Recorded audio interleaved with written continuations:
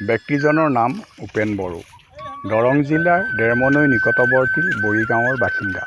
অতি সাধাৰণ হৈও অসাধাৰণ ব্যক্তিত্বৰ অধিকাৰী এইগৰাকী উপেন বড়োই নীৰৱে সাধনা কৰি গৈছে সংগীতৰ। প্ৰকৃততে তেখেত এগৰাকী উদীয়মান বাঁহীবাদক।